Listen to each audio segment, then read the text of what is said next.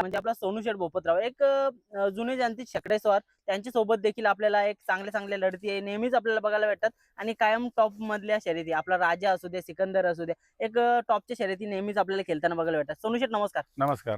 दादा आज एक प्रेक्षणीय बिनजोड झाली समोरच आपल्याला बिनजोडचा भाषा मथुर आणि त्याच्या पैऱ्यामध्ये शंभू बघायला भेटला आणि आपला सम्राट आणि सिकंदर एक चांगली गाडी झाली एक प्रेक्षणीय बिनजोड होती. कशा काय प्रकारे ही शर्यत जमली?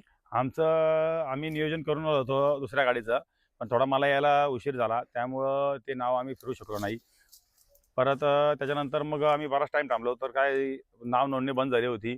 बोललो गाडी काय कोणाचं नाव येणार नाही, आपण नाव ठेवून देऊ. तर आम्ही 22,000 2 बालद्यावरती नाव ठेवलं. आमच्यावरती नाव ठेवल्याच्यानंतर रणवीर राहुलभाई पाटील आडिवली कल्याण यांनी नाव फिरवलं. फिरवल्याच्यानंतर आम्ही डिपॉझिट भरून आम्ही खाली गेलो आणि आमची रेस ती जमली. दादा मला तर वाटतं आपल्या लढती मैत्रीपूर्ण लढती नेहमीच होत असतात. आता शुभम दाबम बोलला की आमच्या सोनू शेठ असू दे आम्ही असू दे एका जवळ बसलेलो असतं आणि नेहमी आमच्या मैत्रीपूर्ण लढती होत असतात पैऱ्यामध्ये पलत असतात.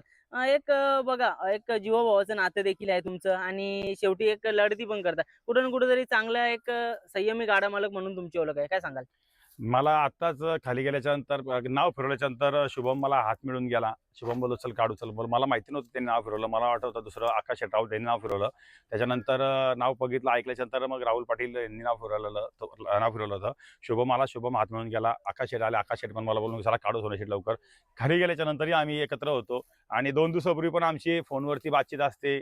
शुभम बरोबर व्हिडिओ कॉल असतात, माझं बोलणं असतं.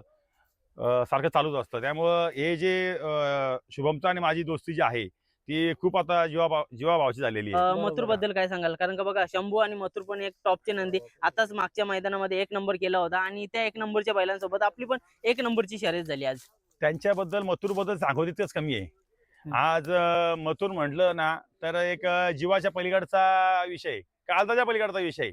बरोबर. आता जरी आमचे त्यांच्यावर रेस होत असतात पण आम्ही पण त्याच्यावर प्रेम करणारे आहेत आणि आमची पण मुलं जे आमच्याकडची ती पण मथुरवर प्रेम करणारी आहेत आणि जीवा पलीकडची. आणि शंभूचा काय विषय ना, आता नवीन ते एक नवीन वासरू आकाश शेठचं नाव करायला तयार झालेलं आहे, तेही चांगलं पळतंय.